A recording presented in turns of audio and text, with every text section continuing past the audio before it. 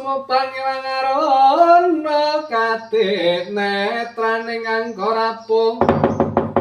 sataning kukiya aring kanegara seketar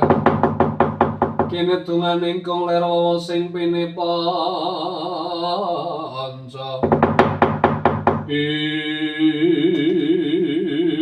lah Allah ya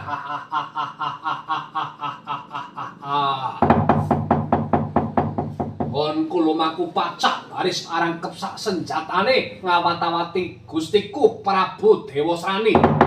koning gayu tumedhaking wahyu lelananging jagat ana wujuding kethek mbotatek lutung kaya monyuk nyuk ngaglah aling madyane marga catur Darasawa Anoman kang dadi haranku Anoman mapan para nyata prajurite Prabu Dewasrani jenengmu sapa yo tepungke bae Anoman tumenggung krida manggala mapan kepara nyata kowe arep ngopo Anoman padha-padha njampangi kelawan siji-sijining momongan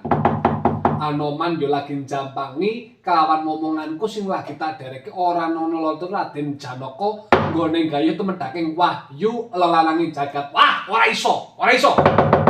sak liyane wong sabrang utawa sak liyane Prabu Dewasrani ora kena gayuh tumedhaking wahyu lelananging jagat sing bakal didolake madaling percopada iki gelem migat ora gelem migat babati warisanmu wosik langap-langap atun ngucap ngumbar swara setitik tenging akeh gawe jira kang dadi korbanmu sing jeneng wong galet wahyu ki ora kaya ngene carane mung gare bejane